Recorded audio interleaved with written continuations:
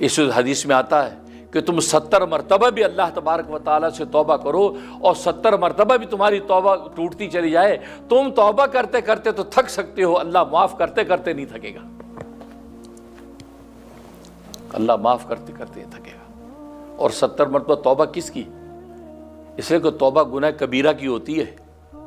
گناہ کبیرہ کی توبہ ہوتی ہے۔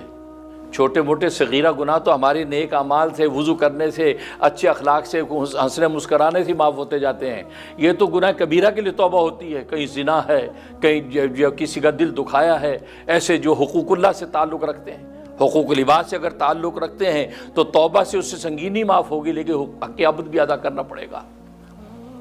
تو توبہ کے لیے گناہ کبیرہ، گویا کہ نبی کریم صلی اللہ علیہ وسلم یہ فرمانا چاہتے ہیں کہ ایک شخص دن رات پہ 70 مرتبہ گناہ کبیرہ کرے، 70 گناہ کبیرہ کرے اور 70 مرتبہ ہی اللہ سے توبہ کرے، اللہ تبارک و تعالی ہر مرتبہ اس کو معاف کرتے رہیں گے۔ اب کون ہے جو دن رات پہ 70 مرتبہ زنا کرے خدا نخواستہ؟ کون ہے جو 70 مرتبہ چوری ڈاکہ ڈالے دن رات 24 گھنٹے میں؟ کون ہے 70 مرتبہ غیبتیں کرے؟ کہنے کا مقصد یہ کہ 70 کی تعداد ایک کثیر تعداد، تو گویا کہ نبی نے فرما دیا کہ گناہ کبیرہ اگر کسی نے اس درجے میں بھی کر لیے ہے لیکن ساتھ ساتھ توبہ کرتا رہا،